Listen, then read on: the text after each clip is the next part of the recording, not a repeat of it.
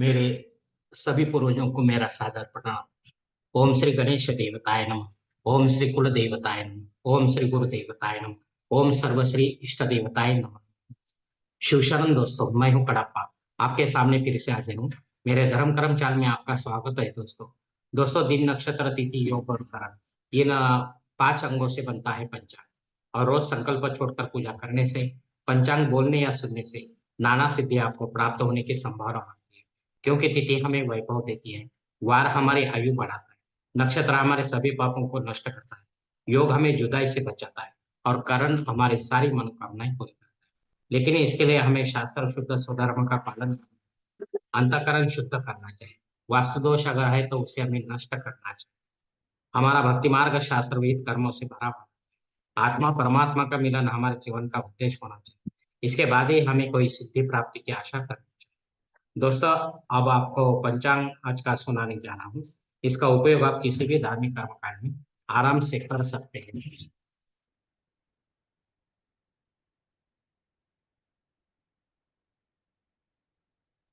दोस्तों, आज तारीख 20 फरवरी 2024, शालिवान शक 1945, संवत्सर शोभन, आयन उत्तर, ऋतु शिशिर, मास माघ, पक्ष शुक्ल, तिथि दोस्तों आज की एकादशी तिथि है। सुबह 9:56 के बाद द्वादशी तिथि शुरू होगी। वार मंगलवार है दोस्तों। नक्षत्र दोस्तों आद्रा नक्षत्र है। दोपहर 12:13 के बाद पुनर्वसु नक्षत्र शुरू होगा। योग दोस्तों प्रीति योग है। सुबह 11:46 के बाद आयुष्मा योग शुरू होगा। करण दोस्तों विष्टिकरण है। सुबह 9:56 के बाद भवकरण शुरू होगा। और रात 22 यानी 10:39 के बाद पालवकरण शुरू होगा दोस्तों।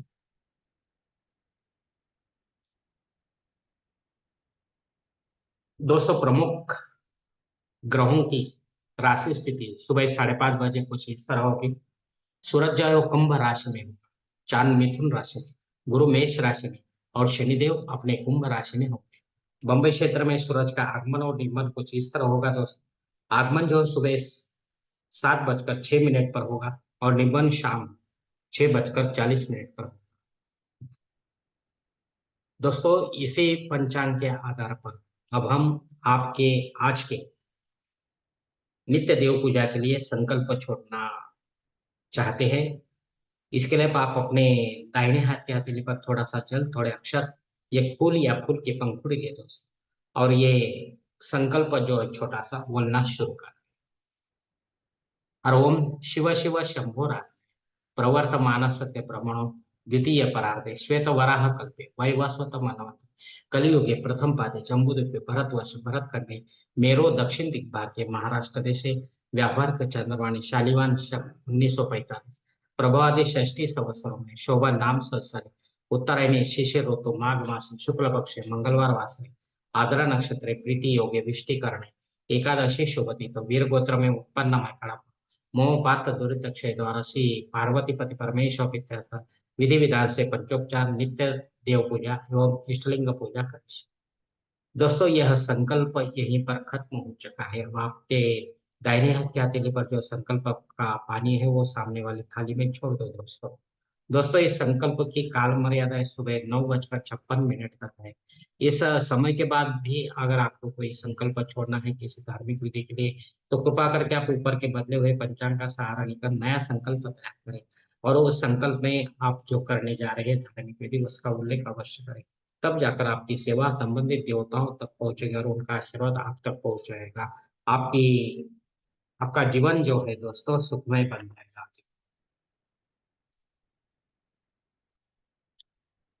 दोस्तों, अब मुहूर्त विभाग में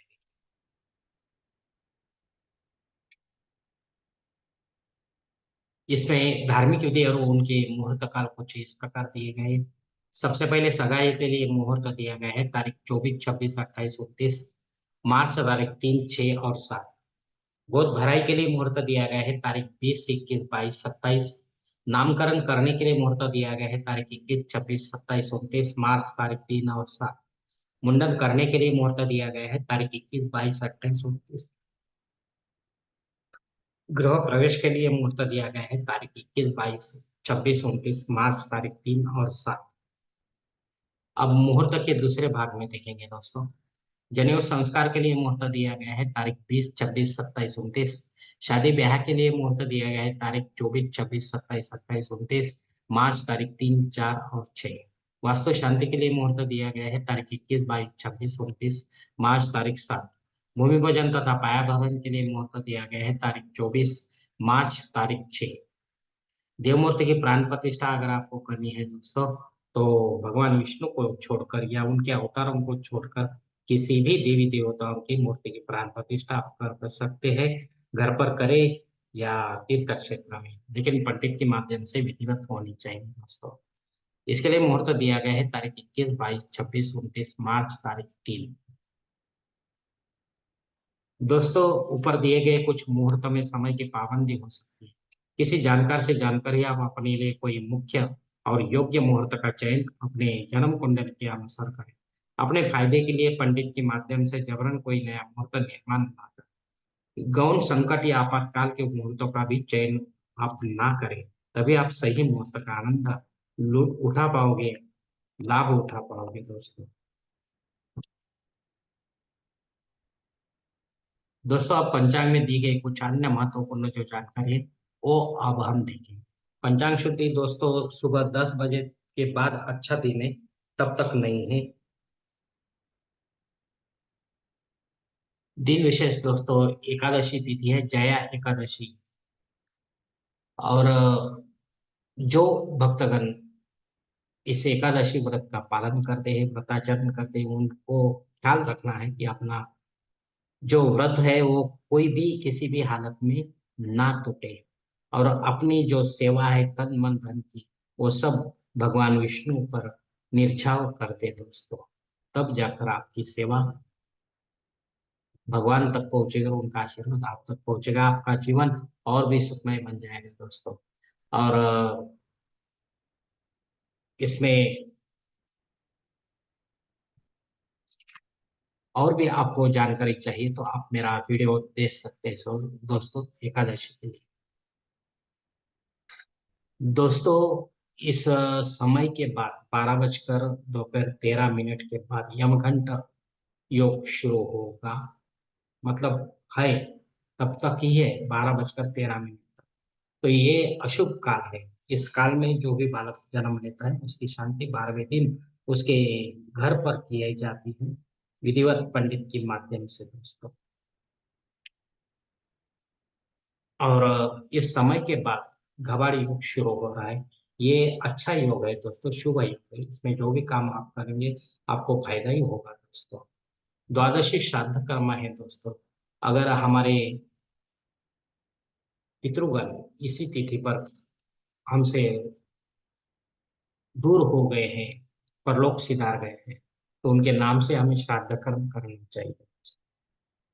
और यह श्राद्ध कर्म जो है वो पंडित के माध्यम से अपराह्न काल में अपने निवास स्थान या तीर्थ क्षेत्र में करना है। तब जाकर अब पितरों का आशीर्वाद आपको प्राप्त होगा, आपका जीवन और भी सफल होगा दोस्तों। अग्नि धरती पर हाजिर है दोस्तों। इसके लिए आप जो भी काम या नया शुरू करेंगे उसमें कंटिन्यूता होनी चाहिए, वरना बीच में ही बंद हो जाए तो आपको दोष लग सकता है दोस्तों। इसके लिए चालू करने से शुरू करने से पहले आपको बार बार सोचना है। राहु काल दोस्तों दोपहर 3 बजे से लेकर 4:30 बजे तक है। इस काल में भी आपका कोई काम नहीं बनता है तो उसे छोड़ दो और कोई समय में पूरा करने की कोशिश करो, ताकि आपको उस काम में यश प्राप्त हो। दोस्तों, संकल्प के साथ की गई जो पूजा होती है वो 100% और जल्द फलदायी, क्योंकि हम ही होते हैं ऐसे धार्मिक कर्म कांडों के कर्ता धर्ता। हम ही होते हैं हमारे जीवन को बनाने और बिगाड़ने वाले। अगर आप मेरे विचारों से सहमत है तो कृपा करके मेरा धर्म कर्म चैनल सब्सक्राइब करो, लाइक करो, आपके फैमिली और दोस्त परिवार के साथ शेयर करो और कमेंट्स बॉक्स में आप अपना कमेंट्स जरूर दे दोस्तों। दोस्तों, मेरा अगला वीडियो आप तक पहुंचने के लिए बेल बटन पर अवश्य दबाएं। धन्यवाद दोस्तों। हमारी अगली मुलाकात होने तक आप खुश रहे, आनंदी रहे और प्रसन्न रहे। हरिओम। शिव शंभो महा।